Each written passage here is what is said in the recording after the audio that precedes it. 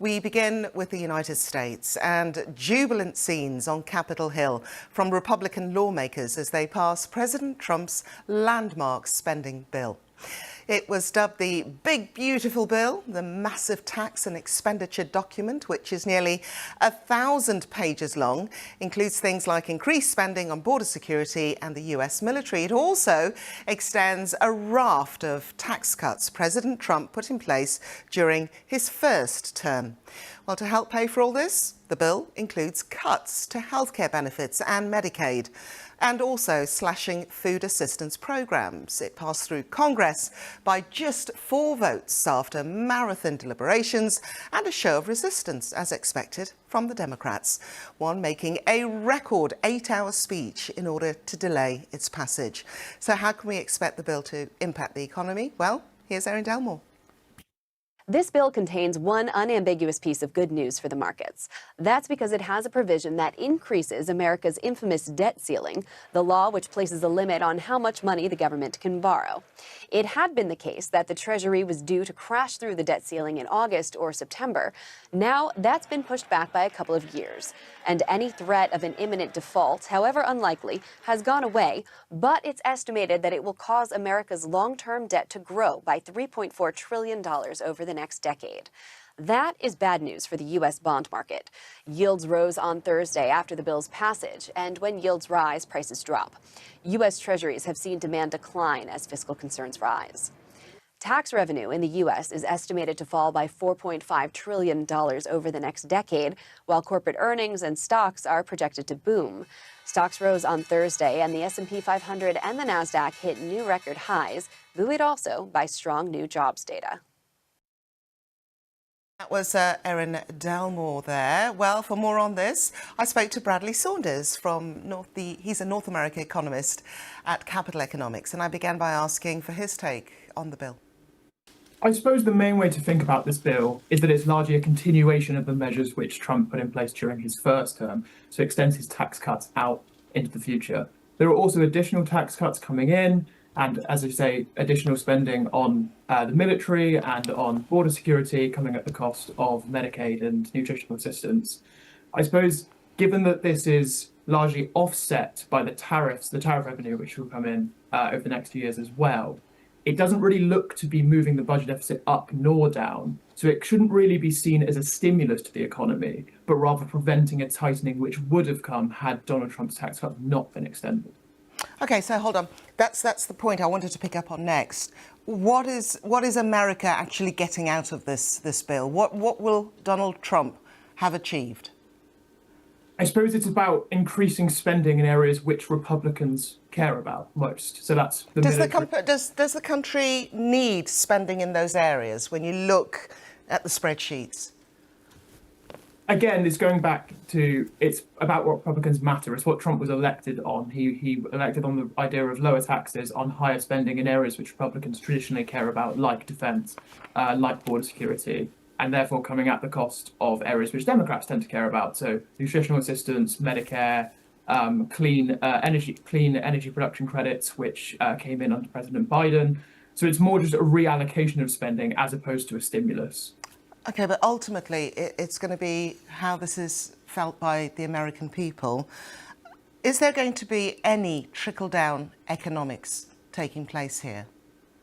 The tax cuts, I suppose, are trying to do that. There are tax cuts mostly for middle-income families, that was the target, but also for people working overtime, people on lower pay, for pensioners.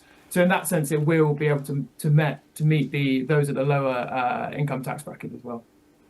And what sort of areas would economists like yourself be watching very, very closely in terms of impacts on the US economy? I think the most important point is what this will mean for the bond market and therefore the US's cost of borrowing. The budget deficit's already at about 6% of GDP, which is pretty high by historical standards. Federal debt's nearing 100% of GDP as well. For the moment, the market seems to have not reacted too much to this news, given it was largely as expected, this extension of the tax cuts. What matters is how investors will perceive it going forward. If this is a case that, although the debt ceiling has been pushed out, whether this is seen to add to debt, which is currently on an unsustainable path as it is, And that was Bradley Saunders speaking to me earlier. Well, staying in the US and the latest on those tariffs, because President Trump has said that he expects to be sending out letters to notify countries of the level of tariffs that they are set to face next week. A 90-day pause on so-called reciprocal tariffs runs out on Wednesday. That is, except those who have struck a trade deal, which so far only includes the UK and Vietnam, with many others scrambling to make their own arrangements. But time is running out. Here's President Trump speaking earlier. So we have a couple of other deals, but my inclination is to send a letter out and saying what tariff they're going to be paying. It's just much easier. We have, far more than 170 countries. And how many deals can you make? And you can make good deals, but they're very much more complicated. I'd rather, and I've been like this from the beginning, I'd rather send out a letter saying this is what you're going to pay. So just how are those trade talks going? I put that question to Andrew Hale from the think tank, the Heritage Foundation in Washington. Well, it's not looking good for Japan because, of course, the United States wants access to the Japanese agriculture market, and that's very protected. Also, the United States, and President Trump in particular, wants Japan to purchase U.S. automobiles. But I just have to say there's really not much of a demand for U.S. automobiles. The Japanese don't want to purchase the large SUVs, etc. They prefer to have smaller cars, etc. Countries that we've been announced, there's a rare earths critical minerals deal with China, but again, we've not seen the framework document. Basically, I think what they're doing here is they're not announcing a pause, which I expect will be coming at some point, because they want to keep the pressure on. By announcing these letters that are going out, they're putting the pressure on for countries to scramble forward to provide some concessions to get tariffs reduced. But I've been hearing from senior figures in the administration that there's likely to be a pause until September.